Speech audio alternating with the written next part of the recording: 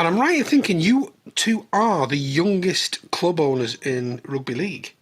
Oh, I didn't know that one. Well, probably you are. I would like to think. Yeah, well, I'm happy with that. Let's just say it and cause a big debate anyway. Keith and Dave talk all things rugby league on the Dockhouse Rugby Show, with news, match reviews and special guests from the world of rugby league. Also available in audio format as the Dockhouse Rugby Pod. Welcome to this week's episode of the Dockhouse Rugby Show. Dave and myself are joined by two of the youngest club owners in rugby league. They enjoy their time over in Keighley, but they're going to tell us all about their story today. So let's welcome to the show Ryan O'Neill and Kaue Garcia. Ryan and Kaue, welcome to the Dockhouse Rugby Show. Thanks for having us on. Very nice to be here. Well, it's a pleasure. So whenever we get people on and guests on, one of the first things that we always ask is, what was your first memory of rugby league? You know, what got you into the sport, or what is your first ever memory of the sport? Well, I mean, my memory of the sport goes back to the 1990s. So my dad was a chairman of Keighley Cougars back in the formation of the Super League era. So he created Cougar Mania along with his co-director Mike Smith, who also now sits on our board for the current club. So I was about 13 years old. My dad took the chairmanship of the club in 1991, and then to begin with, I wasn't that interested. I was stuck up over in boarding school, so I didn't really have any exposure to it, and it was all rugby union, and I absolutely hated playing rugby union. But then in the school holidays, obviously my dad was all involved in Keighley Rugby League at the time. It didn't have the Cougars monarchy then. So then I got more interested, and then it sort of started. Our whole family started to get totally involved in it, and then I left boarding school and came back home, and at 14, and then it basically took over our life. Cougar Mania then was created, and it was a really exciting time. And my dad did it 24/7. My mum was like an absolute total Cougar Rugby League obsessive, and I became so. So it was a really thrilling time from '93 when we won the third division championship. That probably, when you say about a memory, that's the strongest memory. Was we got promoted from the third division in a game against Batley at Cougar Park on Good Friday, and it was like the pitch was like a mud bath, and it was an amazing game, and we won it, and we got the championship, and that's one of those things that I'll never forget. And then after that, we got promoted. But we got promoted, but then they got rid of the third division. So actually, there's no point getting promoted. But yeah, there's a lot of history repeating itself. And then they went full bore to get promoted again to I think it was a Premiership they called it then, and we got promoted, and then the Super League came, and then it all fell apart. So then my dad retired, moved over to Australia, but he basically was fed up after leaving the club. Yeah. And I went to university and then moved to London and lost contact with the sport for a long time until 2019 when we came back. So that's where my interest in the sport came from, but Kaue is a bit different. So I say, Kaue, you're from the sunny heights of Brazil. So how do you get from being in Brazil to being a rugby league club owner? Yeah, didn't play. Obviously, if you ask Kaue, when I left Brazil, I was 23, 24 years old. Didn't envision that I would be here today, doing things that we are doing together.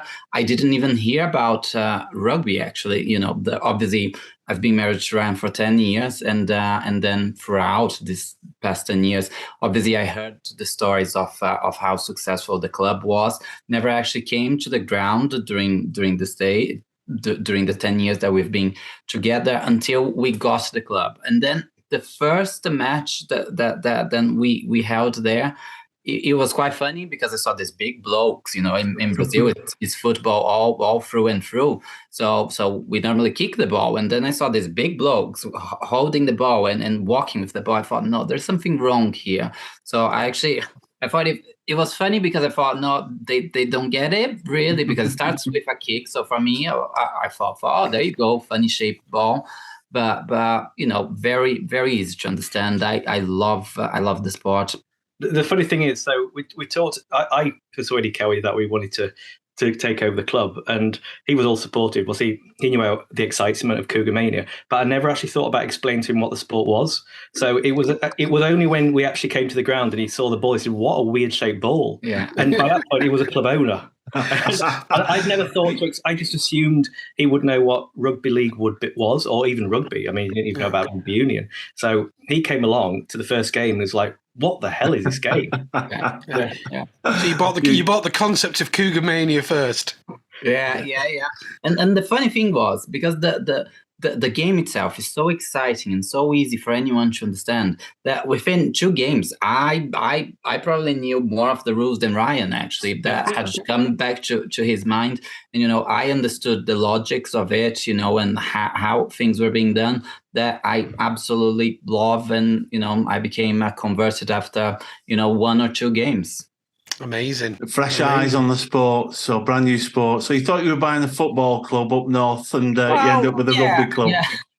I just thought maybe here in England it's called different, there is soccer, there is football, but there you go. I just thought, well, maybe a different variation. I just promised him it'd be a fun ride, so we used to say, "Oh, that sounds like a laugh. Let's go for it." Sounds like fun.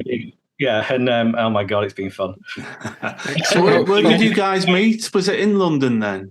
So we met in Bangkok. So I've got my business has an office in China, and I do a lot of business in China. So I always used to go do business in China, which I absolutely hate, and then I'd go to Bangkok for a nice chill out weekend, and then around the pool and all the rest of it.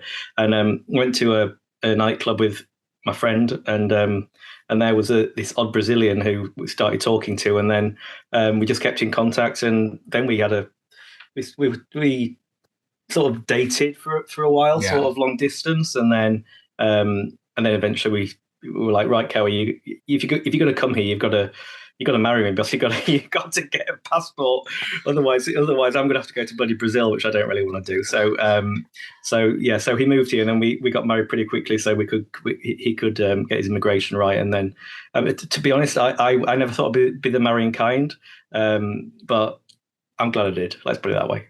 Oh, so you've just had your 10th anniversary, have you then? He pulled it back then, Kaue, didn't he? I wonder where he was going with this. I was wondering, when the nice part would come. But there you go. It wasn't just a passport, was it? Well trained, you see. I think he realised halfway through the story, I need to pull this back a little now. Yeah. So England won. So you've been married 10 years. Is that? Yeah. Have you recently had your 10th anniversary? We did actually, yeah. Back in last month, February. I even posted some nice photos with nice caption there. Nice. 10 years. Yeah, we loved each other. We hated each other a few times, but that's a marriage, isn't it? There was a lot to begin with. I didn't realize the cultural difference we'd have.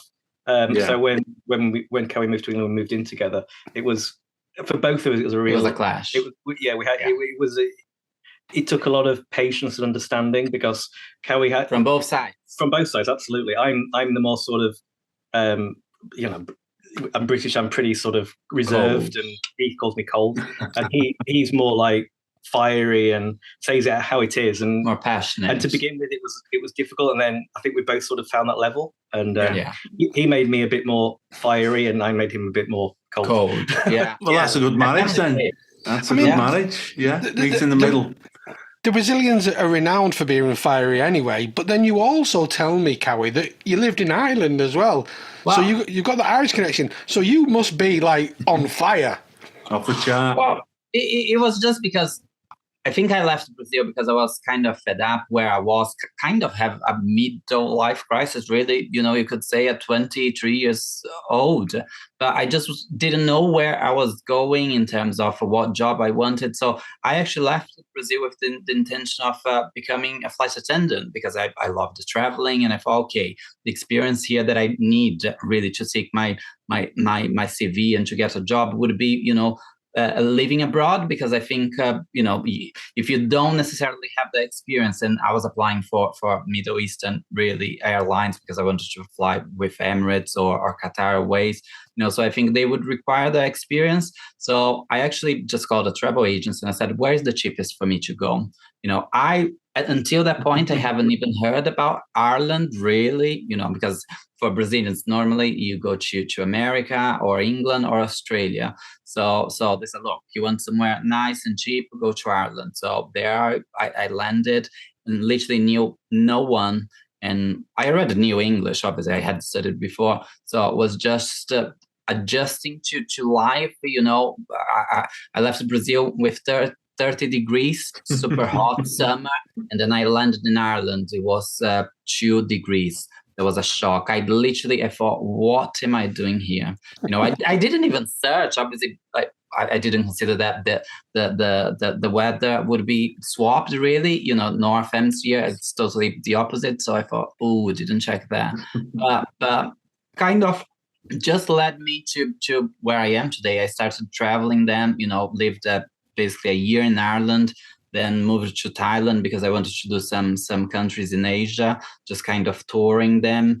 And then, but I had my base, base was Bangkok in Thailand, and literally in a weekend, that's where we met. Wow. Fantastic. What are the odds of that? A Brazilian in Thailand meeting an English, also kind of passing through just, to go back to England. Yeah. So it's almost a sliding doors moment, because it could never have been. Yeah, absolutely. Yeah. Fantastic. And you say there's cultural differences. So what are they? Can you elaborate on those for us? I think more from my side, actually, because I came here, obviously I kind of had to adapt more so to your culture, to Ryan's ways somehow. But it was just that I think Brazilians, it's a generalization that sometimes is wrong to say, but we're quite not possessive, but I would want to know where he was if he wasn't with me, and just this kind of behavior that we have. It's very common in Brazil. Ask any Brazilian, and we keep tabs on where our husbands or wives go at any given time. I think my wife's Brazilian. I didn't know it. I think she is. There you go. Check the DNA. Maybe there is some Brazilian heritage there. Maybe it must be. But I'm much more sort of relaxed, because I was basically a boarder from the age of 7. I'm very independent, and I learned to take care of myself, and I kind of want to do what I want to do. And then someone coming into my life who was like, you can do what you want to do, but I'm literally on your shoulder.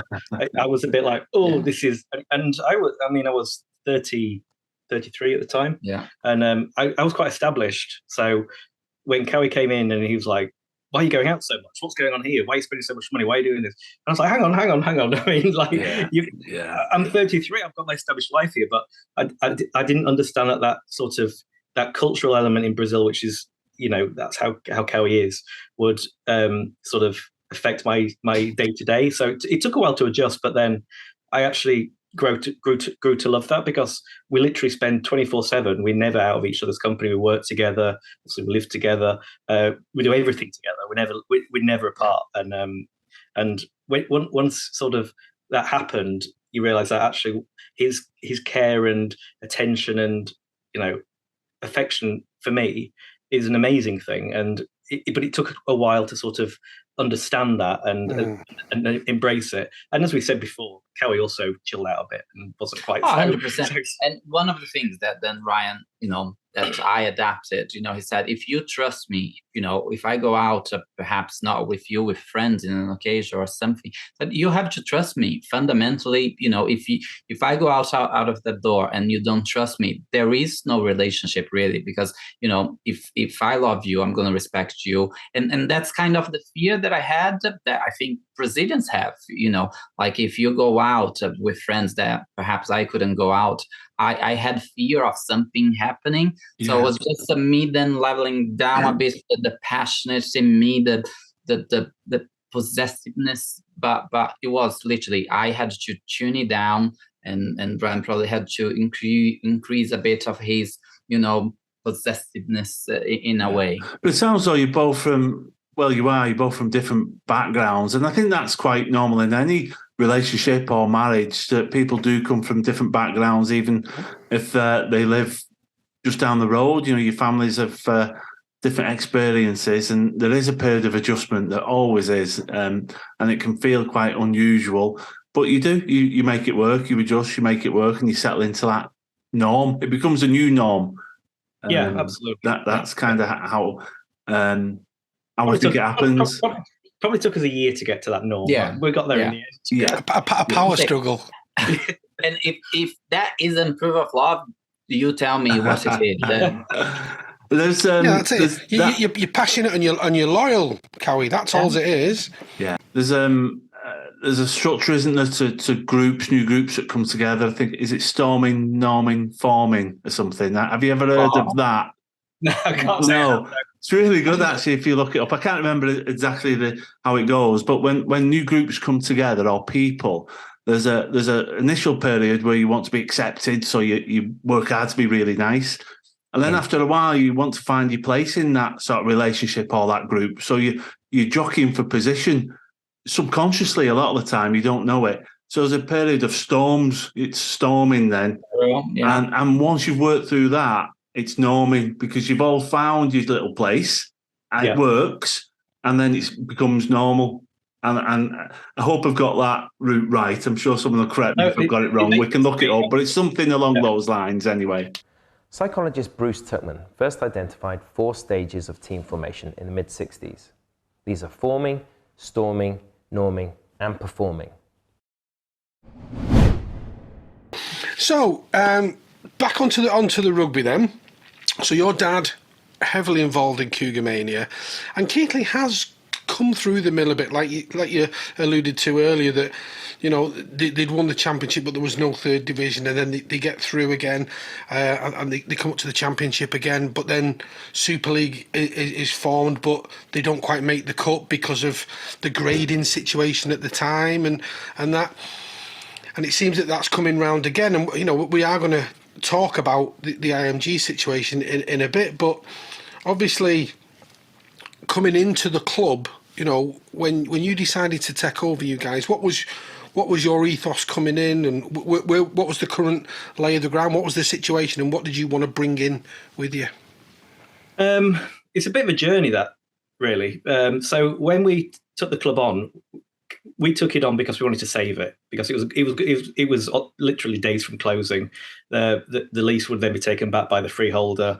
That would be the end of professional rugby league in Keighley. And, you know, we had a settled life in London.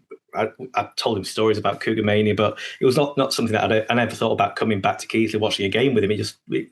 I departed from that after the Super League drama in 95, 96. But then I always kept tabs on it on social media, like, oh, how's Keighley doing? And then I was just seeing that things were going wrong. And I thought, this is sad, because even though the club had been through a turbulent period since basically my dad left in 96, it'd been up and down. It'd done well in the early noughties, and it had gone down again, and then it went down and down and down. So when I saw that it was in crisis, I spoke to my dad about it frequently. I was like, Dad, this doesn't sound good. And he'd call his friends in Keighley and say, oh, what's happening? And they say, oh, no, it's all right. It's all fine. And I thought, this doesn't seem right somehow. And I started to feel like things weren't going well in about August 2018. And I really then started to pay attention. And then when the feedback then started to come that the club is going to close, I then had that conversation with Kaue. I was like, look, you know, this would be such a tragedy for the town, because the town is, you know, it's on its knees like a lot of northern towns, with industry closing and all the rest of it. And I said that, you know, first of all, my dad's legacy will be gone, because his legacy was Cougar Mania, and Keighley Cougars, despite not doing as well since, was still there and doing its thing.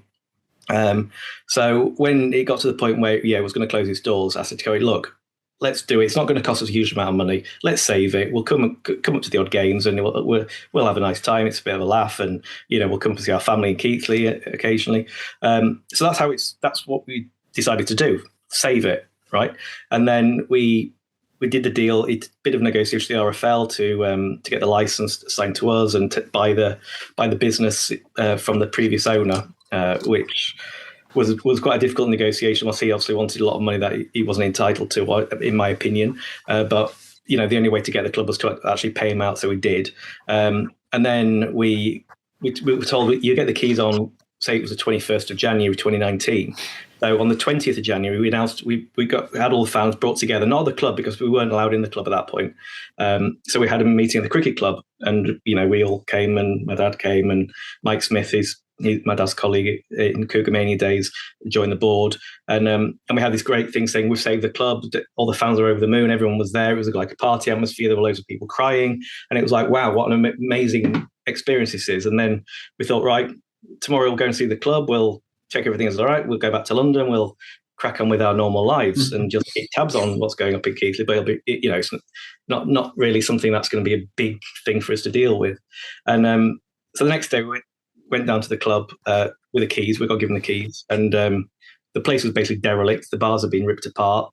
One bar was basically a skip.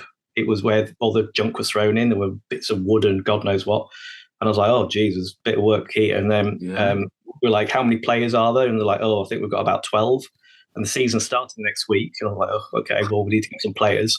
And then this was a pivotal moment for me when I realised this wasn't saving a club. It was taking on a club and taking on an absolute monster in some ways. It was when the football manager came up to me and he puts in my hand an invoice for the kit. And I was like, he's like, oh, you need to pay this. We need the kit because we're starting next week. Like, all right. I looked at it, thought it'll be a few $100, 25 grand. And I was like, what? I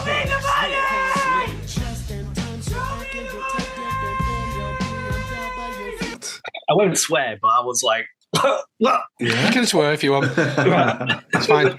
So that was a bit of a shocker. And then, so we were staying at the Travel Lodge in Keighley, because we didn't have anywhere up here. My parents obviously had moved back to Australia. So the whole family was staying in the Travel Lodge, and we were planning to go back like 2 or 3 days later. And it suddenly became apparent that no, we'd saved it, but it was basically on its deathbed. So we either saved it and allowed it to just sort of fade away, or we made an effort and we decided we'll make an effort. And then the more we made an effort, the more that passion pulled us in. It's alive. Oh, it's alive. It's alive. It's alive. It's alive. Oh, in the name of...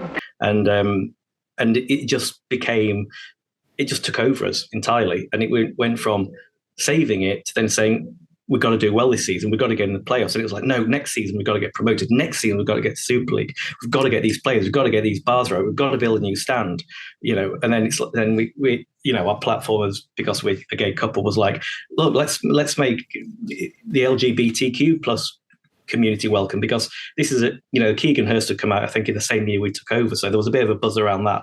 And we thought, yeah, we could, that's great for our community, mine and Kaue's. And we thought, but our little club can actually do something here. So we thought Keegan was coming from a playing angle, we were coming from a club angle. So we thought this could work. So that really sort of put the rockets up us, and we were like, right, let's really get cracking. And just as it went on, I'm sure every other club owner will say the same, that it just basically your brain shuts off and your heart takes over. That's a great saying, your brain shuts off and your heart takes over. Yeah, so you don't make decisions always with your head, you often make them with your heart. Never. Not in this game, you don't. And absolutely. I think especially, I think when we came, Ryan says that a trip to Travel Lodge that was meant to be for a week or so ended up being the first, I think, 3-4 months. We actually just kept extending our stay there. And then finally realized, look, it's cheaper if we just, rent initially, and then we got our own place up north. But at the back of our minds, we always felt that, even actually before Keegan really, that we wanted to put our footprint there, because I think when you are in this place, that you have a platform, that you have an audience, and if you can make something positive out of it, it's quite cliche really to say, if you leave the world in a better place than when you got, then mission done. But because I remember Ryan saying to me when we came from London that day, we got the train, and he warned me. He said, honey, we're not in London anymore. Toto, I have a feeling we're not in Kansas anymore. So kind of, we're not going to hold hands. It's not the same as London. So that took me kind of as a shock, because I thought, obviously we have homophobia in Brazil. It's a problem, but the image that for me, being a foreigner coming to Europe, I thought, oh no, all over Europe is accepted. You guys have been married. Cities are quite cosmopolitan, aren't they? Yes, yeah. I think from anyone that you're not really in here, obviously you guys are way more progressive than what we have in Latin America, for example. But to know that there was a differentiation between the South, perhaps, or not just the perhaps London, it would be more accurate, and then coming to the north, and it's a bit less laid back. So it was always in our minds, okay, how do we show this here? And like I said, we had the platform, and then coming with Pride Month, we thought, okay, it was a discussion that me and Ryan had. Okay, do we do a Pride game to celebrate?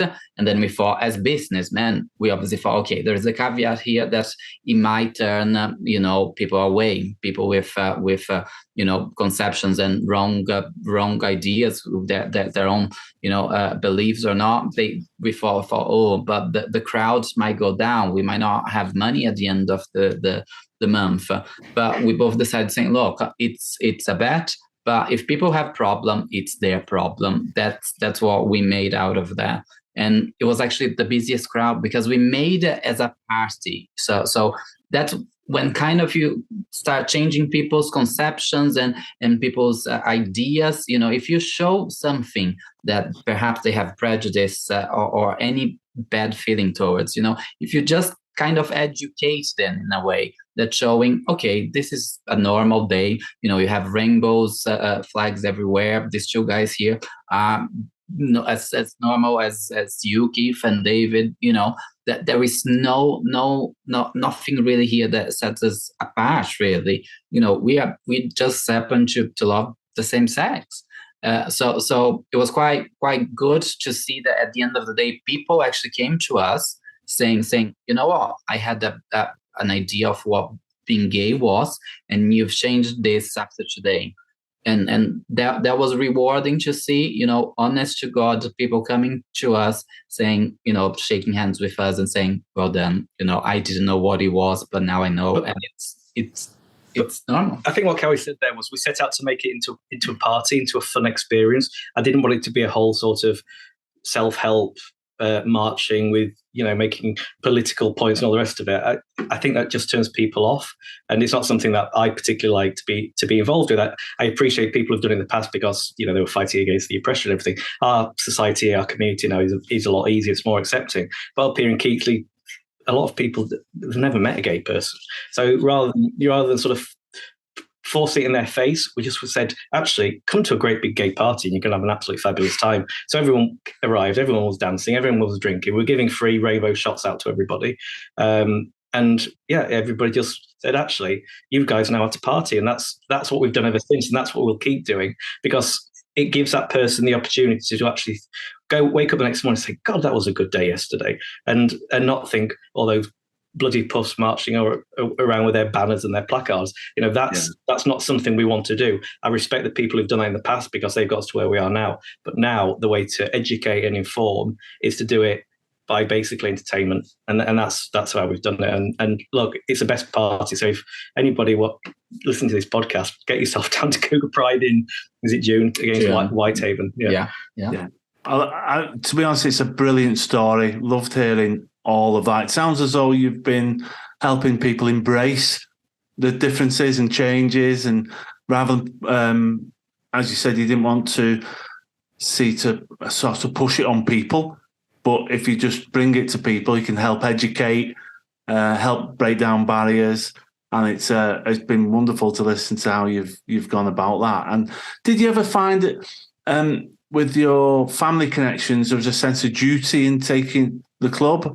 And with you being a gay couple, did you feel there was a duty to bring that to people, or is it just something you've embraced as part of that experience? For me, as a duty, I probably did. When the whole Super League thing in the 90s totally crushed my dad, totally and utterly crushed him.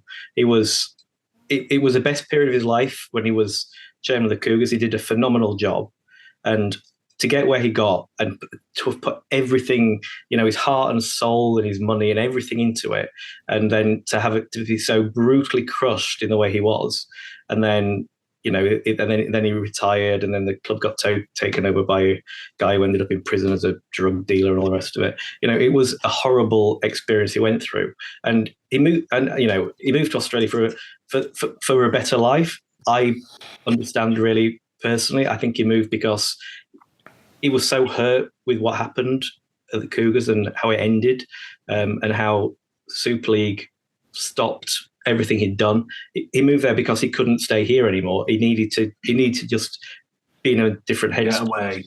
Yeah, absolutely. And he's never been happy since. There's always been that thing missing. I mean, I said to you earlier about, when you come into a rugby club and you run it like we do, your brain shuts down, your heart takes over. His heart had taken over. And when that was crushed, his heart was basically broken. And it sounds dramatic, but it genuinely was. So when the opportunity came again, my dad's 83 now. And so he was, 79 when we took over. And I just thought this is an opportunity for my dad to get something back, to relive that experience that he'd had been crushed. And actually, when we decided we were absolutely going to go for it again, which is what we've done, I could say to Dad, this is what you deserve. Yeah, you deserve it, and so I think for it probably not a conscious duty, but it was. I think you saying that is something I've never actually thought about, but I think that's probably correct. Yeah. It feels. Sorry. In terms of the LGBTQ plus, that means a lot to us. I do think we have the sense of duty, because even with the years that we progressed throughout, when we got the club in 2019, every year there was a message there that we wanted to pass when we celebrated Pride. Most recently last year, then when we had our Pride game, we introduced our soft education, making it fun, but more towards transgender rights, because now they are there, suffering what we probably gay, lesbians, the queer community suffered in the past. That it's easier in a sense to us now, but now they are having that the burden, that they have to fight for the rights. They need that voice and empowerment, and people now, aim the hatred, towards them, when everyone should just be, celebrated the same way. So we introduced that. We promoted a video with the players, and as well as a transgender artist and a drag queen to represent everyone. And again, we incorporated the flag, the LGBTQ plus that you have there as well, the mark for transgender, so it's that step that I think the world needs to move and give them more attention and more visibility, because they are the ones struggling now. And with the platform that we have, if we can help a little bit, that's what we want. I think that's the unique thing about rugby league. It's always been about community. And when you look at the towns like Featherstone and Castleford and the mining communities, and then you look at Keighley and Batley, the textile communities, and it's always been, it's a unique sport in that sense, which soccer isn't. So when I say community, that's a traditional community, and now we're adding a new type of community to it. And at the Cougars, we have so many gay people now who come to the games, and they would never have dreamt of watching any sport, to be honest. And Sunday at Cougar Park is a highlight of their week. And brilliant. In the same way it was when the pits were opened for the miners in Featherstone. The highlight of their week was going down to Post Office Road and watching Featherstone play, and that's what they look forward to. They'll have a few beers afterwards, and then Monday comes around, they're back down the pits. We're in a different era now. And the community that I'm talking about is the LGBTQ whatever community who are lost up here. They don't know where to fit in. So if we as a club can say, actually, this is a community game, it always has been. Rugby League has got a very open heart and very welcoming arms. And, you're welcome to come here, because this is what the sports heritage has always been about. And I just think it works perfectly. Well said. Sorry, Keith, go ahead. community is something we try and talk about on all our podcasts because we totally agree. There seems to be a closer connection between the clubs and the community in rugby league that you don't always get in football and other sports. And it's brilliant that you're bringing this new message almost to rugby league. And I'm really pleased to say that rugby league is embracing it because I'm proud of rugby league and its history of trying to embrace difference and new things. When you put on the Pride Games, how much planning does that take? So when do you sit down and think, right, how are we going to do this? Surely it's more than just the top or the rainbow flag. I guess there's lots of elements to that. 100%. And every year becomes harder because obviously we have to outdo ourselves. So first year, we tried to get an artist. There was actually a drag queen in the middle of the pit. The first year, actually, we got Katie Price, which was probably with hindsight a really bad mistake because but she didn't turn up. So we paid for her. She didn't turn up. Really? Yeah. So, but it's one of those things. It's she was sick, and couldn't make it, and then there we were. But to be honest, the drag queen, because it was a joint effort. Katie Price and then the drag queen. But then the drag queen ended up being, the star. Star of the show.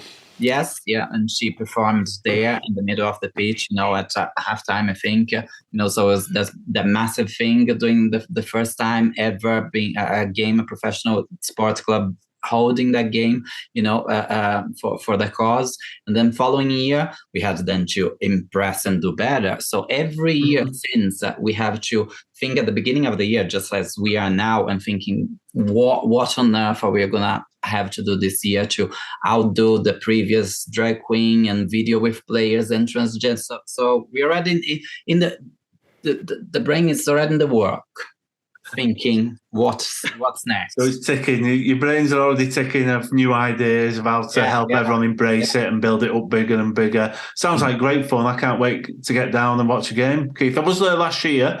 I went to Keighley last year to watch one of the warm-up games against Oldham. My son was playing at Oldham at the time, so we went down and watched that. And I played there myself many years ago, about 30 years ago when I was much younger. I played just reserve grade, And I remember playing at Keighley and I remember getting beat. That's my memory of Keighley. But I always enjoyed it there. I don't know why. And even when I went back, it's such a nice part of the country. So, the ground's lovely. I really like the ground. It's a nice place to watch rugby league. So I'd love to come back at some stage. Definitely get it. I was watching the video as well, by the way, earlier today that you put out. That's really good.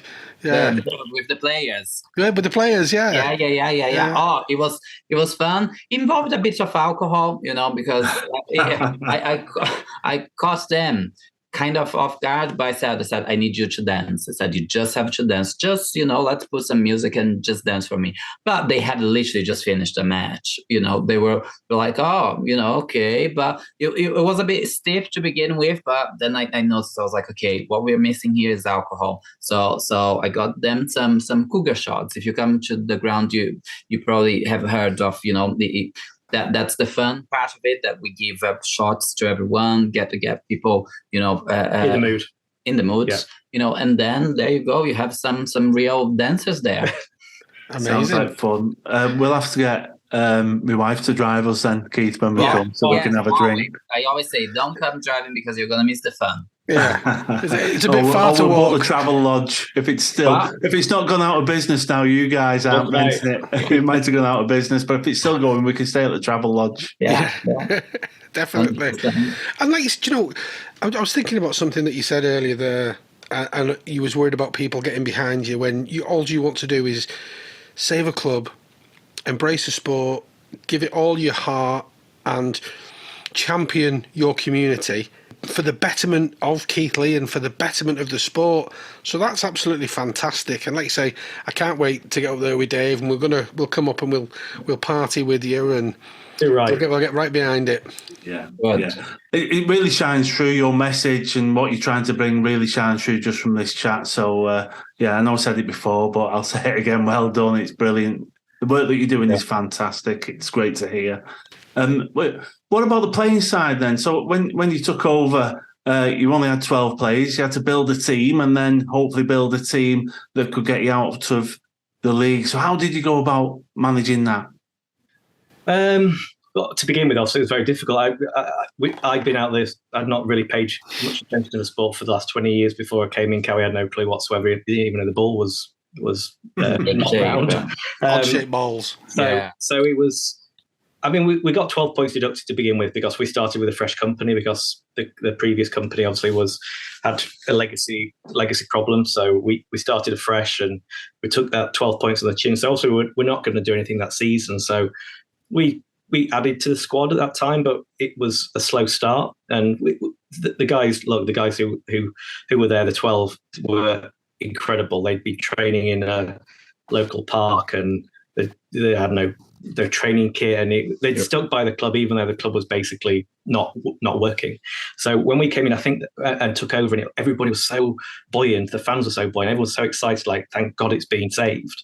And I think that really gave an adrenaline rush to the players who were stuck by the club.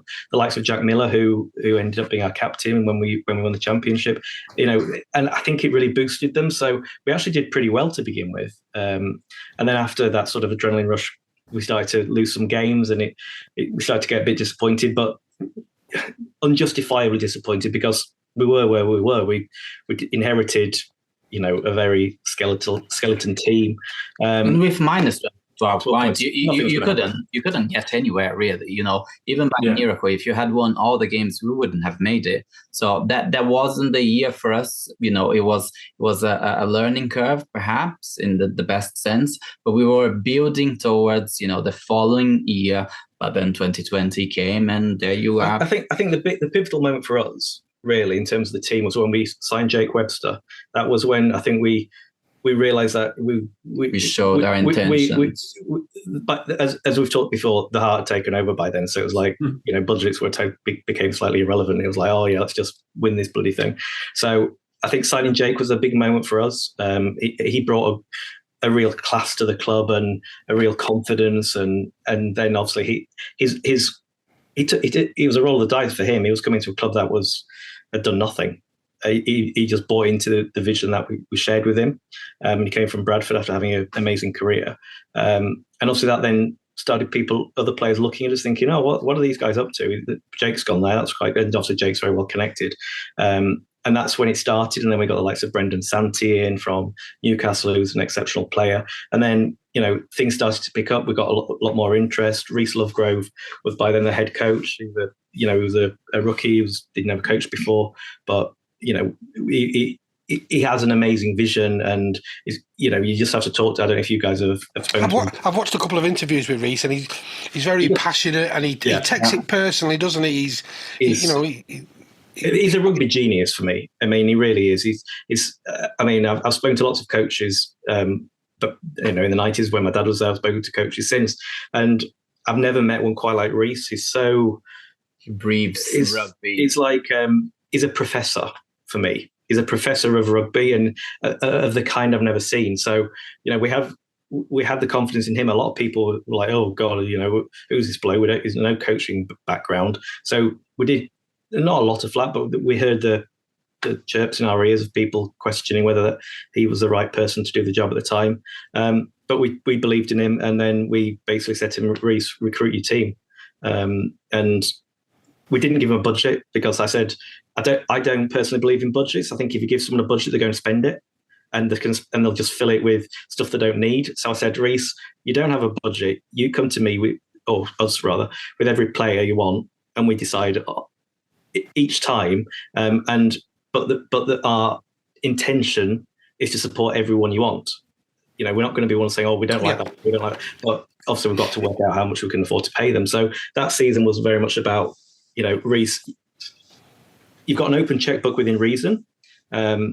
Just build as a good team. And that's what happened then, as Kaue just said. COVID then came and sort of crashed. Goddamn COVID. But for everyone. But then, funny enough, so we kind of, you don't even consider 2020 season really. So we had 2019 where we couldn't get anywhere because of those minus 12 points that we had. So 2020 one was our first season, really, and that's like Rand said. We had players that we brought in, talent, Jake Webster, Scott Morrell. People followed, and then we nearly got there. So we lost in the semi-final against Doncaster at home. In a very bad way. It was 2 points. I think it was 26. Doncaster 24. Cougars. It was lost for 3 minutes. We lost. Yeah. So it was one of those heartbreaking games, but one of those as a spectator, phenomenal games. Yeah. But when obviously when you're so invested in it, it was literally it was meant to be. It was a shocker. Yeah. So then 2022, just last season, then you guys know how that ended. We brought in more talent. Chisholm came, and then it just added to that pool of talent that we had there. And then the guys just killed it. Every single game. We didn't expect to go unbeaten for a whole campaign. Even history says only two other teams, so us being the third team to have achieved that. So I think this speaks a lot of the intention that we put and the work that then Reese and all the players there went for, and they achieved that. And yeah, it was a brilliant season, and well done on winning that. And since then, you've had to build a team capable of competing in the Championship, the next league up. And it's quite a big jump. There's a few good teams in League One and some tough games, but there's a lot more quality in the Championship. So how difficult was that for yourselves and the coaching staffs and all the scouts to bring in or improve on the squad? I think we planned very, very carefully and way before the time came, really, because as we went in to 2022 season with all invested, we had brought all these talented players. I think we started recruiting really with the early assumption that, okay, 2023, we are going to be in Championship. So we need to step up the game. Just like you said yourself, it is a massive difference when you go from League One to Championship, that, like you said as well, there's massive talent in League One with some teams, but still it's a massive thing that we had to then entertain that idea, saying, okay, we just don't want to go to Championship and then bounce back again. So we have to not only stay there, but fight. And the intention was, top 6, that's our target.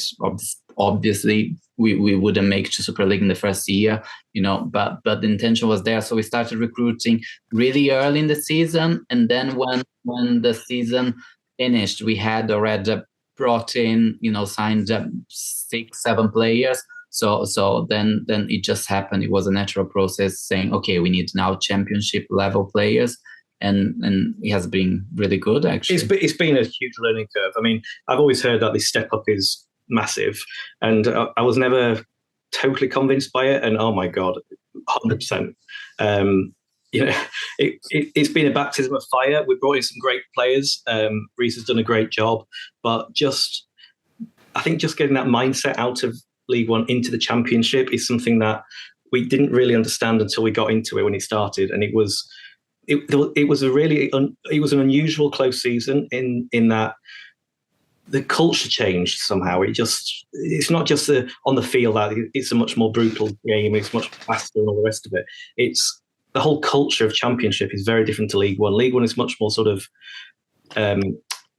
laid back, jovial. Laid back is a good way to say it. The games are good fun, and you're going to win, you're going to lose. But in Championship, it's just everything is intense. Just everything is intense. And at first, I've got to admit, it did slightly intimidate me. I didn't expect it to be like that, but now I've got into it. I'm starting to embrace it and understand that it's so much more exciting. I mean, you just don't know game to game.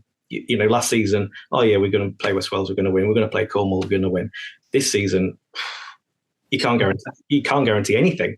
Yeah. I mean, you don't know. First of all, you're going to win. Are you going to lose, or are you going to get annihilated? It could be all of the above. It just depends on the day. And I think that's what's so exciting about Championship, and that's why it's such a great product for the fans to watch, because it's so unpredictable and it's fantastic. And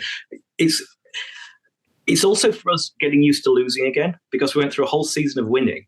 That you never have that, as we say, we call it not the alcoholic hangover. It's the post Sunday hangover when you wake up on that Monday morning and you've lost, and you just feel like someone's just popped your bubble, and you just feel deflated and lethargic, and you don't want to get up, and you don't want to turn your computer on, you don't want to go to work, and the dark night of the soul. Yeah, and that's something new in Championship, that in League One last season with inexperienced doubles, we won every game, and even the season before, we were winning a lot of games, so it was fine. But Championship, it's a whole nother level. Yeah, exciting though.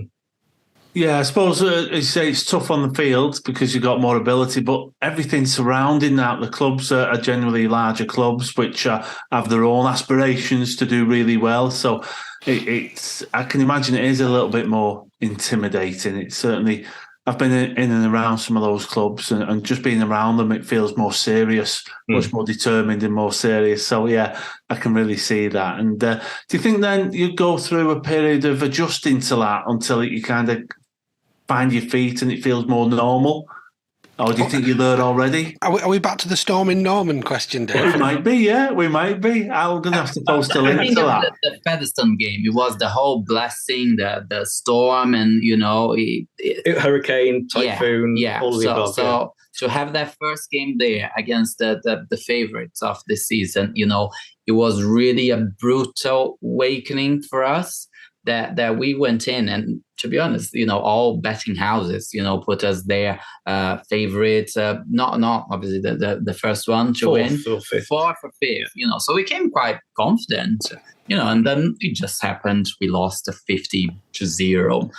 But it wasn't just on the field though. It was everything on that day. Everything was different. So the crowd, the turnstiles. We always have 3 turnstiles open. Totally adequate, no problem whatsoever. That day, queues down the road, you got to have 7 turnstiles open. We didn't realise it was a massive learning curve. The bar outside, we didn't have enough beer. Massive learning curve. Security, were they competent? Were they up to the job with this big travelling fan base coming from Featherstone? No, there weren't. And so it was just stuff we'd never thought about. That suddenly was all hitting from every angle, and then obviously on the field we lose 50-0. So it was just horrendous. I mean, it's pretty much like driving from an A road and pulling straight out onto a motorway, that, isn't it? Yeah. It was. When I say learning curve, it was vertical that day. Yeah. And then we, after that we learned, and off the field we got things better, and every game we're getting things better off the field, and on the field it's getting better as well. So, I didn't expect that sort of step up to the level it has been. Yeah. But, we were learning. It's good to learn. So and you adapt your business model and your approach to suit what you learn as you go through it. So, yeah, we've put it out. We asked some people on social media for some questions for you. So I hope you're open to some questions. Yeah. One of the first ones about, you spoke a little bit about the community links, but do you have any links at all with any schools or youth programs? But what's the connection between the local clubs? Have you done much work with that? So we set up a foundation in 2019. It took a while to get established because it needed charitable status and all the rest of it. And that is going to the schools. So we've basically got 2 players now who are committed full time to going into schools and working with the local community. We work with the council on doing school meals and all that kind of thing. So that's, for us, it's a massive, as for every club who does this kind of stuff, it's the big opportunity to get people engaged. Back in the 1990s, my dad's era, it was all about getting the kids involved. I think Keighley were the first club to give free tickets to all the kids, and they took 1,000 kids down to Wembley to watch the Challenge Cup final. 27 coaches with, it was phenomenal. And we haven't got back there yet. We want to get back there. I mean, that is where we're aiming to. We want to, not 1,000, but we want to take 10,000 kids to Wembley. It'd be fantastic. But you need your sponsors behind you to do that. But in terms of actually engaging with the local schools, we're very engaged with them. They're all, there's no other professional sport in Keighley, so we've got a great USP to go into the schools and say, look, let our players come in and do some PE sessions or do some motivational talks and that kind of thing. then we also work with our local community amateur teams, which is Sills and Storm and Keighley Albion, West Craven. So Keighley Albion do curtain raisers at our games. Last season we had Keighley Albion game days where we gave 800 tickets to their members to say come down, with all the kids and all the rest of it. So we want to do a lot more of that. But in terms of probably the unique thing that we've experienced in the last couple of weeks was we had a mum reach out to us, just Kaue and I personally. She sent us an email. Our email addresses are on the Cougar website to say my son is gay. He's 14 years old. He's at the local grammar school, and he'd like him and the headmaster would like you and Kaue to come in and talk to him because he wants to set up a group for the LGBTQ plus in that school, and he's been inspired by what you've done at the Cougars, and he comes to the Cougars. Wow. And so we were quite humbled, to be honest. So we went to the school and we met his mum and met Brody, the guy, and met the headmaster, and we all sat around together talking about what we could do to help him and how, the Cougars are open, and bring his friends, and if he does get this group together at school, which, I can't imagine how hard that must be and difficult for him, and how brave he to do that was. Thinking about it when I was at school, I wouldn't even comprehended it. So what an absolutely incredible kid. And we said, look, our facilities are open to you and your friends in your group.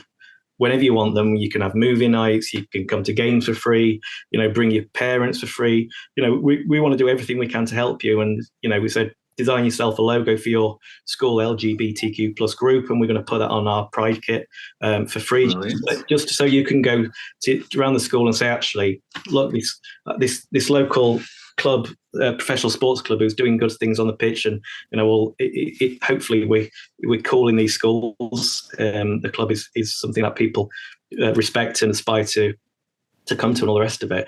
It rubs off on him and his group, and we left that meeting, and it was very emotional. Yeah. So I was like, first of all, what an incredible kid to have the bravery to do that, and also the sense of purpose to want to, put up with the. He's going to get. We all know he's going to get bullied. We all know he's going to get name called, even in the society now, which is way beyond when I was at school. But he's still going to get that. And his mum told us he gets that, but he doesn't care. He wants to help people, and he wants to help himself by having strength to do that. So for us as a club to have inspired him, that for me was incredible. And that goes beyond the traditional going to schools and doing PE lessons. This was something much more emotional, something much more incredible, really.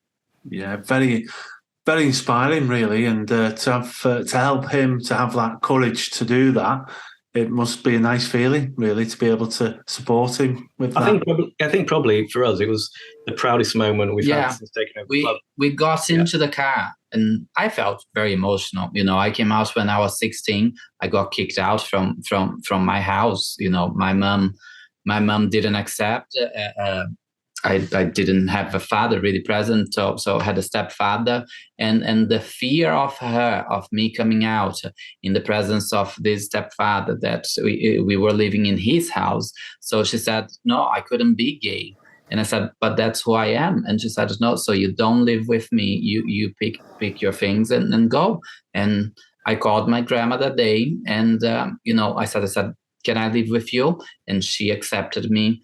You would actually think that coming from an elderly person, per se, with concepts that wouldn't be as modern as my mom at the time. I was 16, my mom was 36. But the support there for me that I had, because otherwise I saw myself. I said, where do I go? For me to see a guy that we even said to the mother, said, oh my God. I wish I had a mom like what you had. So it was very emotional, and we just, again, sounding a bit cliche, but you just felt, oh my God, if we did one thing right, in doing this kid, giving the bravery to this kid, amazing. My life here, good accomplishment is ticked. Yeah, it's very touching. Must have been a very touching moment, and as you say, it's just nice to be nice sometimes. So if you can help someone, whatever walk of life it is, it's just a nice feeling, I think. Yeah, hopefully that helps inspires others as well who may have similar thoughts and feelings and want to make a difference. I know Keith's got some questions, but I've got one more which came through. It did make me chuckle a little. Do you have a VHS recording of the 1995 game against Huddersfield where you won 30-0? Now, I did say whatever questions come up I will ask, so I thought I'd best ask it. So I don't know if you've got a VHS tucked away from a Huddersfield game in 1995. The answer to that is yes. Absolutely yes. So we've got we have got a VHS player. I bought one on eBay about 5 years ago, and it's been stuck in my drawer ever since. But yeah, my mum has basically walls of Cougar videos from the 90s, and I do remember that Huddersfield game. It was a crack. Amazing. Really? Well, he said it was a classic, and it brought an end to the massive run of wins they had, and it was a famous, exciting victory. And other people came along and said, well, I've got this other game. No, I don't want this other game. I just want this one. So I'll get back in touch and tell them to email the club or something and try and get email. Go to the website. My email address is on there, so just drop me an email and I'll happily copy. I could copy it on the old-fashioned. I did have a copy, but my mum tipped over it with Coronation Street. Well, that might have happened actually. So yeah, it's quite like there might be a Coronation Street at the start of it, but part of the game's on there. That did actually happen on one of like the Challenge Cup finals, and I'm watching it, and I'm right into the game, and then all of a sudden it goes, and then Coronation Street comes on, and I'm like, no. Yeah.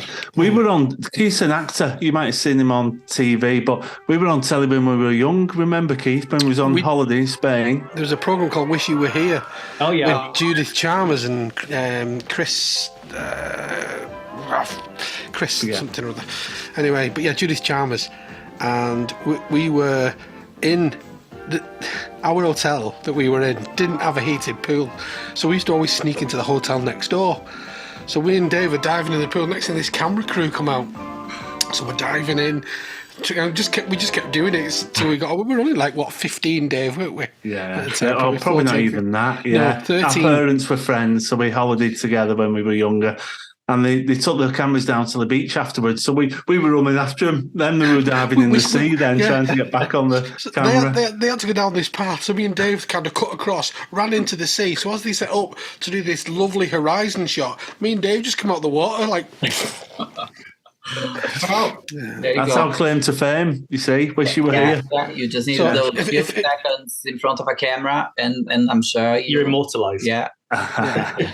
So if anybody's got a tape of that, it'll be Wish You Were Here, circa 1984-85. Yeah, showing our age there, Keith. Now, yeah. And do some bragging, Keith. What else have you been in? You've been filming this week, haven't you? Well, I have. I'll have to edit this out because it's not heard yet. I've just filmed Doctors for BBC. Got a nice little role on that. I've just done I'm on the Granada ident for the weather for United Utilities at the moment, so that's on every day. I've just done a TV commercial for Cross Country Trains. Wow. I was in the advert that was all over the World Cup for Selco Builders. I'm the manager for Selco Builders in that one. And then next week I film All Creatures Great and Small over in Harrogate in Yorkshire. Wow, I was going to say that then I'm amongst the actors here, royalty even. Someone here when he was a child. I've been there before you. I was in All Creatures Great and Small in 1989. Brilliant. Wow. I've got an IMDb profile. Believe it or not. Really? He made it, didn't he? Yeah, I was probably the worst actor you've ever seen in life. Cute. No, he was a cute kid. I was super wooden, and God knows how I got the part, but I did. And now you're there in All Creatures Great and Small, so keep the flag flying, Keith. Yeah, we'll do. Yeah, keep us Rugby League Northerners in the game. Yeah. Excellent. So yeah. So anyway, back to questions. Enough about that. Anyway, I've got one. So you mentioned that there is the Cougar Pride coming up. How do people find out about that? Is the information on the website? Is it out there? Can we put a link in our YouTube for it so people can find it and find more about it and get on it? We will. We have already set the date, so it will be the game in June to celebrate Pride Month, obviously, against Whitehaven. We, like I said earlier, the plans are already in the work. We are trying to figure out what magic trick basically we have to pull out of the magician's hat to make innovative again and pass the message. But I think we are announcing quite soon that that's the set date, because people actually already then look forward to that date because they know it's fun, it's a party, and so yeah, we could announce saying that this is set in stone now, and gonna be Cougar Pride. Great big party, lots of performers, lots of entertainment, group of celebrities coming down, so it will be a great day. So absolutely. So watch this space for Cougar Pride. Details are to come, but it will be around June, around Pride Month, and it's going to be one of the best celebrations that you've had. Crazy fun. Against Whitehaven. Cannot wait. Yeah. Against Whitehaven. Yeah. Yes. Yeah. Excellent. Well, Ryan and Kaue, it's been a pleasure to talk to you. Thank you for telling us all about your journey into rugby league and your experiences and taking over at Keighley. It's been a fantastic. It's been enlightening. It's been heartwarming, and it's been a pleasure to talk to you. So on behalf of myself and Dave, thanks very much. If you've liked what you've seen today, please don't forget to hit that like and hit that subscribe button. We much appreciate all your likes, and like I say, the more subscribers we get, the better it is. So that's it from us. See you soon. Thank you, guys. Don't forget, after tonight's show, leave your views in our comments section. We'd love to hear from you. The Dockhouse Rugby Show is proud to support the Teardrops Homeless Charity. Teardrops, supporting your community. If you would like to support the Teardrops charity, you can text your donation by texting the word Teardrops 5 to 70031 to donate £5. Teardrops 10 to 70039 to donate £10. And Teardrops 20 to 70039 to donate £20. Teardrops, supporting your community.